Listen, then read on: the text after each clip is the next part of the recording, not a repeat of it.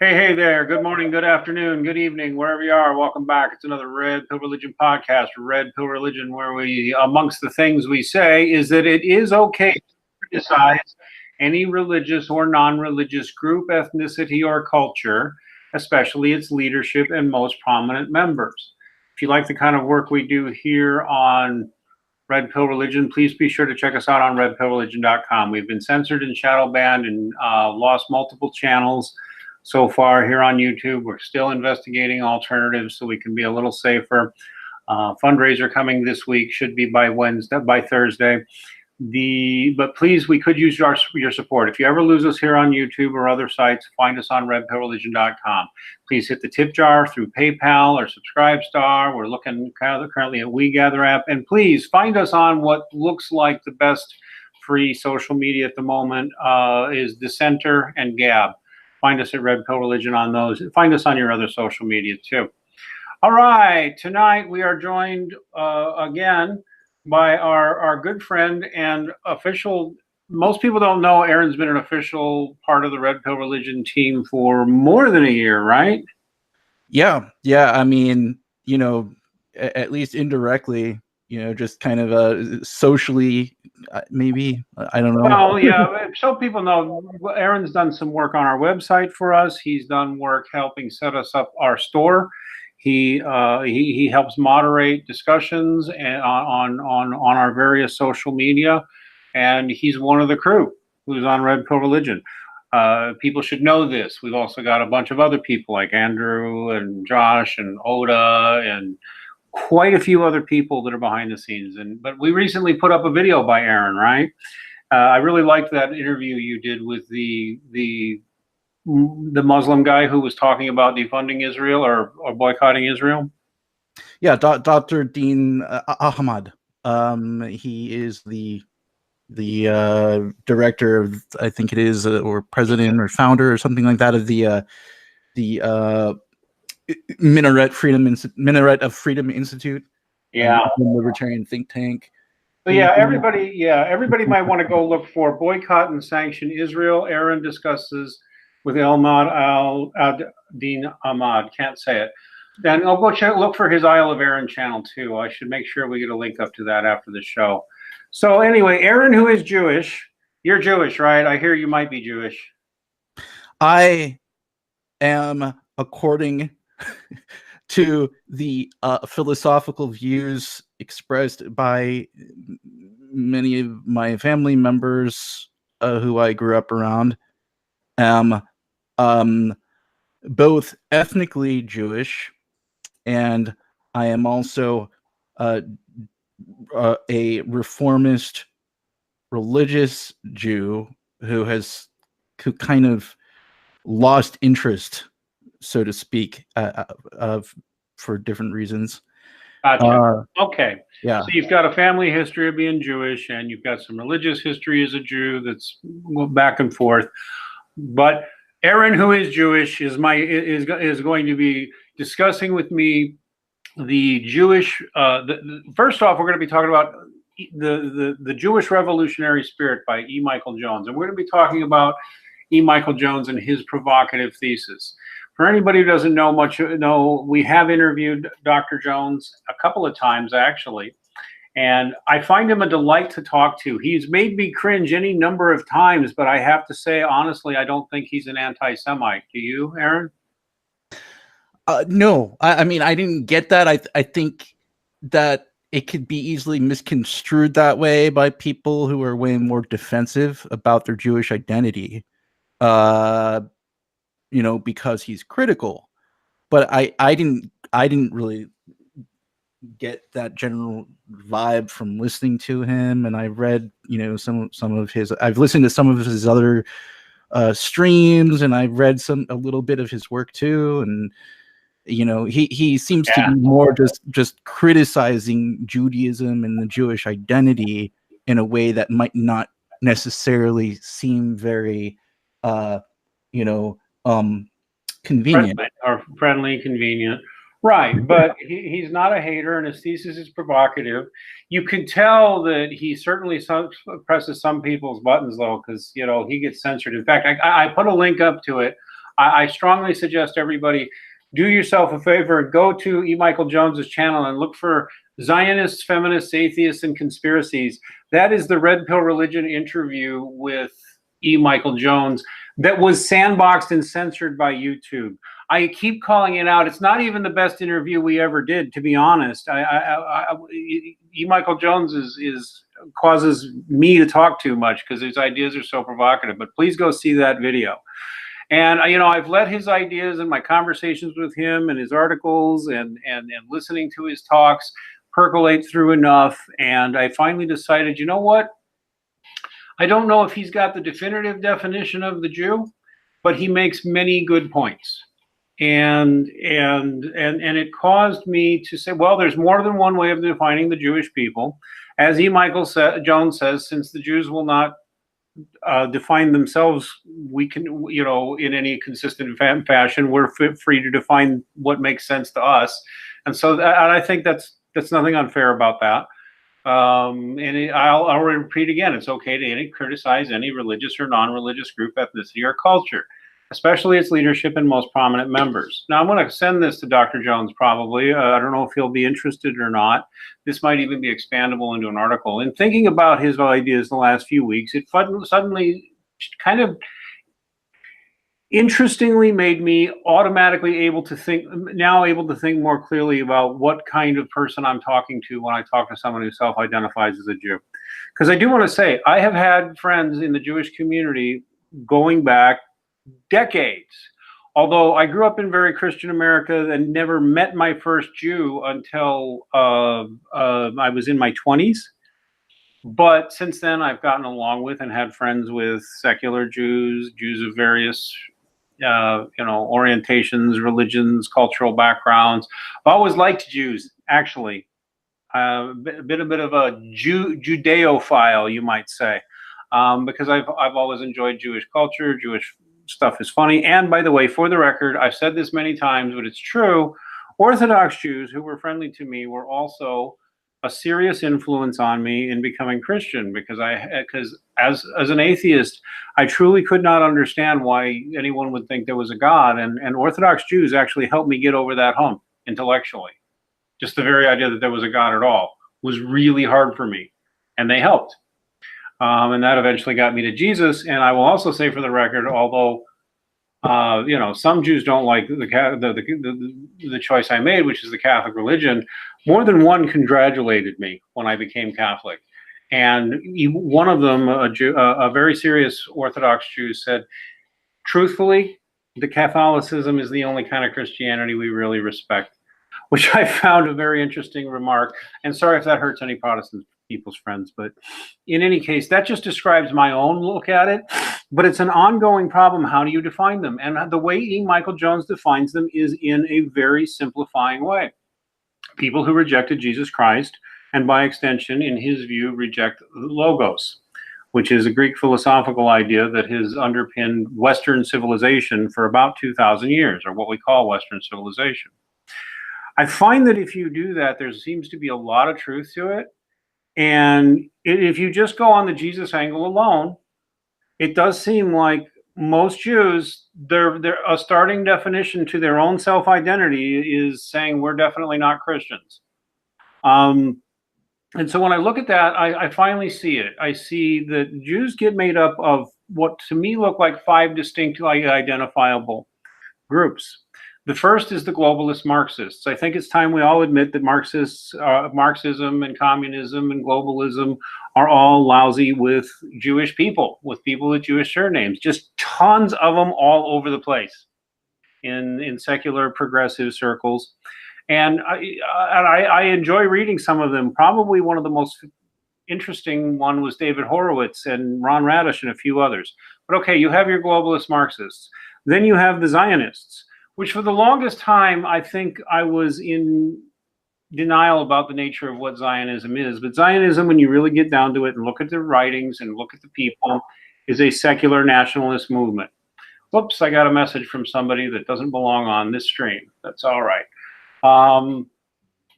So once you realize that Israel and Israeli nationalism and Israeli centrism is really what Zionism is, and that Zionism is a secular ideology. What Zionists are and what Zionists do and how they think becomes very easy to understand. Then you have your absorbent Orthodox, or what some call your conservadox Jews. These are different because while they may have sympathies with the Zionists sometimes, in general they're not. Then you have your ordinary schlub Jews, which are just normal everyday people who just want to live and let live. And then you have the Jews that want to convert to Christ. To say a little bit more about it, one of the things I've noticed about Marxist Jews, and it's kind of a fly in the ointment a little bit, I think, to Jones's thesis, but maybe not, because the rejection of logos is still there. One of the things I've noticed about Marxist Jews is they intensely hate their own Jewish identity. I find that sometimes that will be misconstrued as them, quote unquote, hiding their Jewish identity, but having known any number of Marxist Jews, some of whom didn't admit they were Marxists, but I later found out they were. Also in reading about people, reading the works of people like David Horowitz and Ron Radish and other former Jewish radicals, and the work of some Jewish radicals, it's very noticeable that Marxists tend to hate their own Jewish identity, period. Like they will get mad if it gets brought up amongst themselves. They don't want to be thought of that way. If you read David Horowitz's book, Radical Son, which was a fabulous autobiography published in, I believe, the 90s, about his past as a Jewish communist from New York, there was an amazing scene toward the end of toward the end of his days as a communist, when he was at a university sitting in a private meeting of a bunch of radicals, including some very famous radicals of the 70s. And he started asking questions, and then he asked the whole group. Now, this is David Horowitz, who's Jewish. He looks at the whole group and says, and has any of us noticed that almost all of us here are Jewish or partially Jewish? And the whole room was almost all Jews, and they all hated him for bringing it up and were offended, and that was like part of getting him expelled from communism, because they hate their Jewish identity that much. But otherwise, they're your dyed-in-the-wool commies, and there's a lot of them. Then you have the Zionists. The Zionists, to me, were the longest to figure out until I really realized, no, they're secular ethnic nationalists. They're nationalists who look to the Jewish people as a whole as the most important thing. The land of Israel is their control of Israel is the most important thing. And like ethnic nationalists often do, they do have world domination ideas and imperialist ideas. Zionism is a secular ethnic nationalist movement. Once you see it that way, it really makes a lot else make more sense. Furthermore, I will note that Zionists frequently severely mistreat and abuse or take advantage of pious religious Jews. They hate them. I talked about this with Misha Popov and others, and a number of my Orthodox Jewish friends agree. So that also goes a little against Michael Jones, but I'm not sure. Then you have your religious Jews. The religious Jews are the most complex, but not really. The religious, serious Jews really believe there's a God. They aren't kidding. The religious, observant Jews will criticize Zionism, will criticize Marxists. I find that the pious, observant Orthodox Jews really tend to hate communists a lot, and thus have no sympathy for their Jewish communist friends, relatives, whatever you want to call them. For Jewish communists, they hate them. Some do support Israel, but are still critical, especially of the current government there. And many of the most anti-Zionist people in the world are conservative or are Orthodox Jews. Some of the most outspoken are anti-Zionist. It's useful to notice this. They also generally hate porn. They hate prostitution. They want nothing to do with the LGBT thing, and they despise things like they'll actually tell you that within Talmud, no, they're not allowed to treat Gentiles poorly. They're not allowed to corrupt their morals. That those are quotes out of context. That if you hear the Talmud says this or that, they're pulling way out of context. They hate the porn culture. They hate all of the stuff that often gets accused. I've heard E. Michael Jones talk about the porn merchants as the Jews, and I sit there and think of my Orthodox Jewish friends, and I think that's nuts. They hate pornography.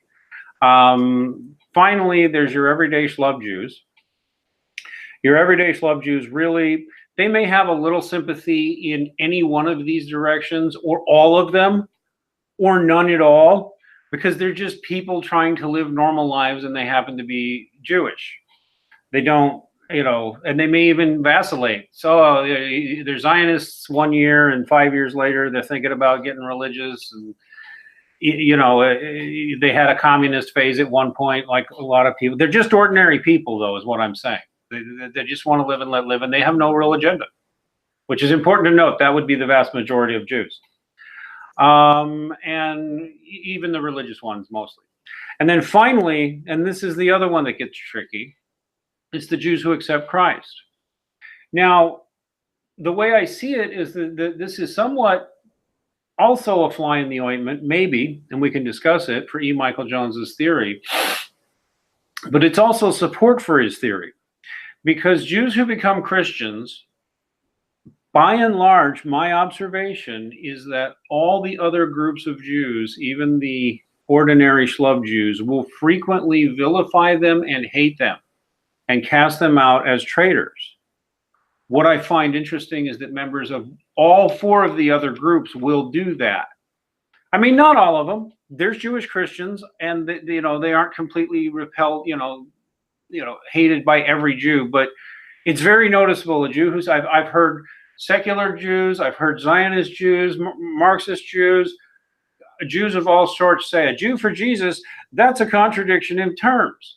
That probably supports E. Michael Jones's hypothesis the most, however, that all the other groups tend to have this reaction. Although I would say they would probably have the same reaction to a Jew becoming a Muslim, maybe some other religions, don't know. But what I find all that does, though, I think that if we look at these 5 categories, I think we have actually got a pretty good look at every kind of Jew there is. What do you think, Arran? Yeah. I mean, it seems, generally speaking, in terms of sort of anthropological, theological kind of sense, it seems to be pretty accurate. And I don't think it should be offensive either, honestly. I actually think some Jews I know might look at this and go, "Yeah, that looks pretty on the money as a description." I mean, it's my own invention. It's what came to me, But as soon as I wrote this down, I'm like, now I see every Jew as in one of these. Yeah. Every Jew I've ever met is one of these. Yeah, and I've done a lot. So I think it works. It also, I think, points to what can be troubling, or what has always troubled me about listening to E. Michael Jones talk about the Jews. Because he will say things that make me wince, and then I have to go, well, but I'm not Jewish, by the way, but like I'm a sensitive liberal type, I guess. He'll say it, and I'm like, it made me uncomfortable, but there also seems to be something not quite there. And I'm thinking, like how the Jews gave us porn. And I'm thinking of all my religious Jew friends, and I know my pious religious Jew friends had nothing to do with any of that crap, because they hate that crap, and they hate Hollywood. But once you realize, oh, well, that's because they're a religious Jew. They're Orthodox, and they're serious about it. And by the way, Hollywood hates pious Jews. Have you not noticed this? Have you ever noticed this, Jaron? Hollywood, for the most part, hates pious Jews. That seems to make sense. I've never really thought about it all that much until you brought it up, but that would make sense. I do think that they tend to glamorize the more it's glamorization and sort of demonization. It's kind of a strange I don't know. It's almost like how, I don't know. It's almost like how feminists will tend to kind of paint women as having all this power but being totally oppressed. It's almost like Hollywood does the same thing with Jewish people. I don't know. It's just some. I just it's something that occurred to me after you brought that up. Go ahead. You know, and then the also simultaneously,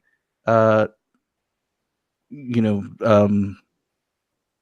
kind of demonize the more religious. Well, yeah, there's the thing. By the way, we have a comment. Don says, Jews who convert are not therefore Jews. Dialogue with and about the Jews only benefits the Jews. Okay, so he says a Jew who converts to Christ is not a Jew. So you agree with that sentiment? There are Jewish Christians who disagree with that. So you take it up with them. Although I would grant to you that Jews who convert to Christ, usually by the time their grandchildren come along, assuming they have children and grandchildren, usually their grandchildren are talking like, yeah, my grandpa was Jewish. They're no longer really part of the Jewish culture. That's what usually seems to be the case. But I don't get what dialogue with and about the Jews only benefits the Jews. What on earth does that mean? Because with or about, so basically do not speak to a Jew and never speak of the Jews.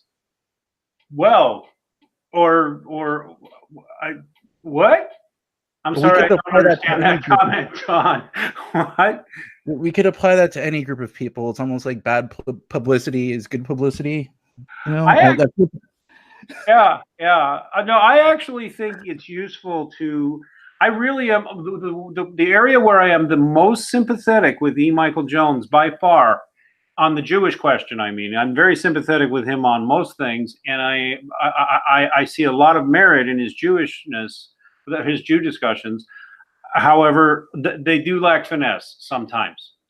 They do definitely lack finesse. However, just going with his assumption, I think this actually is a useful taxonomy.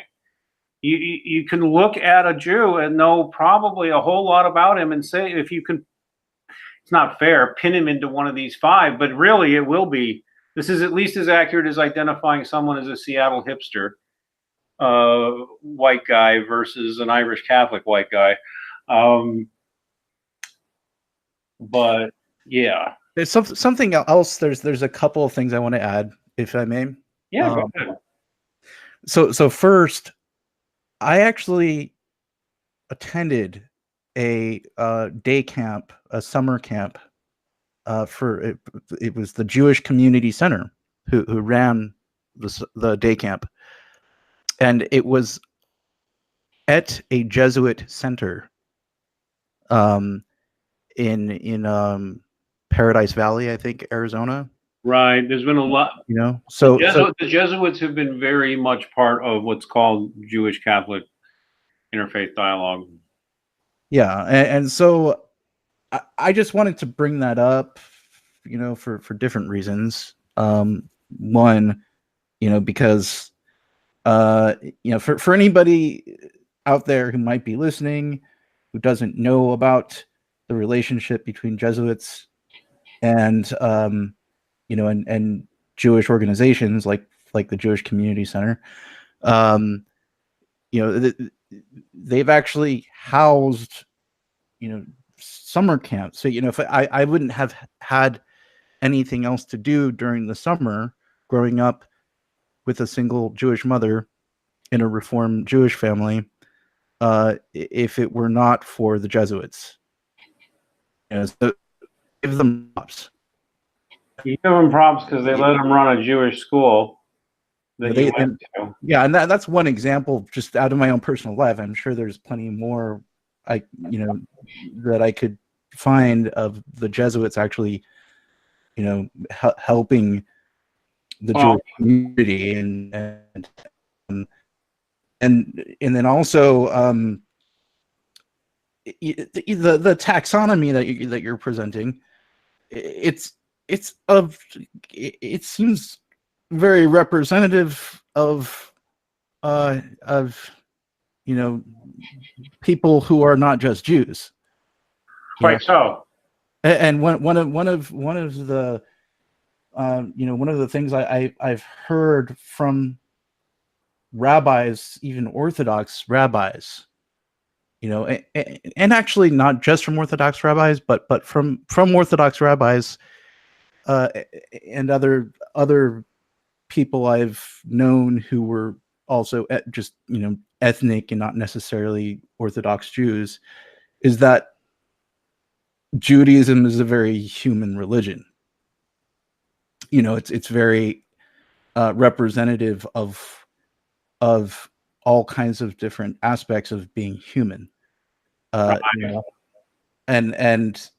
so it makes sense that you could see these patterns in other areas of society and other religions, and you would see this. You actually would see this in a lot of other ethnic groups, wouldn't you? Yeah, and there's plenty of people who aren't Jewish yeah. reject. There's also plenty of people who aren't Jewish who reject logos. Yes. Yes. So that's something else I'd like to point out. Yes. In all in all fairness, it should be pointed out that, and maybe E. Michael Jones could say it like that once in a while, that there are plenty of non-Jews who reject logos, and they aren't all being led by Jews. Not all of them. Some of them are, though, and I guess it's fair to say that too. So, all right, well, I think we've made our point here, and I would like to just close it here. I'll send this to E. Michael Jones. He may or may not be interested or may not like it. I might even pitch an article on this thesis if it catches on. I do think this is a really useful way of looking at things. And I think it also, though, helps to explain the dichotomy and does reveal some issues with E. Michael Jones. It mostly supports him. But I think the fact that Marxist Jews are atheist and hate their own Jewish identity a lot, so much so they hate bringing it up amongst each other, is a little bit of a problem. But maybe we should come back and have a conversation on that. I'd love to have a conversation with some Jews about the issue of Zionism and how I think it's fair to call it an ethnic nationalist movement. I think that's really what it is. And it's very secular, by the way, even though there are religious Jews who are into it some. At its core, it's very secular. You got the religious folks and you got the ordinary schlubs.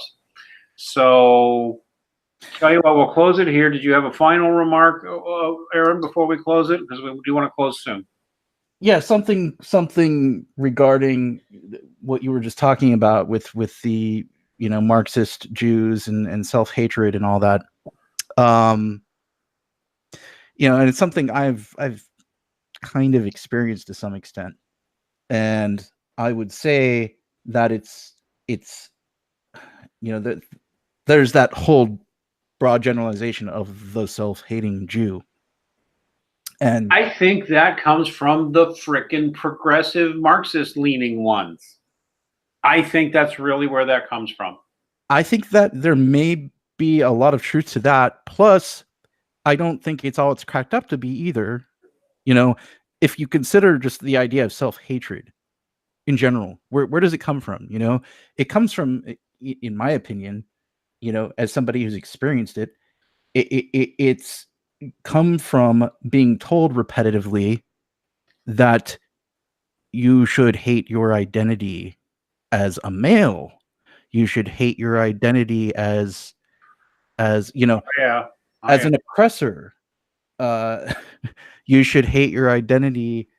There's all of these different negative things that you're being told over and over again by all these different people, all these different institutions about, it not just a ethnic and religious identity, but even your biological identity and your just who your essence as a human being. And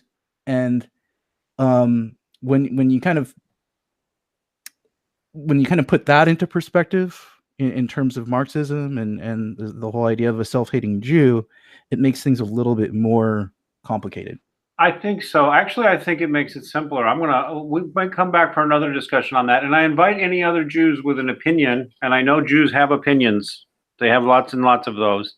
They love to argue, and that's a friendly stereotype that's very true. Anybody who's learned and wants to talk about this, I'm open to that. I'm very fascinated by this conversation.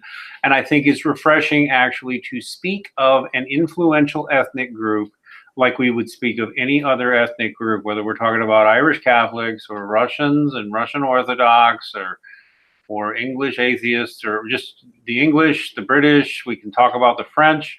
As E. Michael Jones says, somebody is suing for Poland for reparations, and somebody is trying to get reparations money. Now, who's doing that?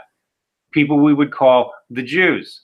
Although actually, if you taxonomize it out, it's a little more interesting that way, because that's a demand from Zionists. It's not a demand from globalists. Globalists aren't particular. They might like Israel, but they more often don't. They want all nations obliterated. Remember, all cultures, all religions. That's the Marxist way. So we're going to leave this here and see if it starts more discussion with among E. Michael Jones fans, Red Pill Religion fans, or anybody else. And anybody wants to talk more about this in a serious way, come on board. So please, otherwise, here on YouTube, give us a like and give us a subscribe. Tell your friends or enemies. Hit that subscribe bell. Go over and see our censored video on E. Michael Jones's channel, Zionists, Feminists, Atheists, and Conspiracies. Watch it just because they don't want you to. And you can. I don't think it was just Jews that doesn't want to watch that. So anyway, do go check it out and give us a like, give us a subscribe. God bless everybody.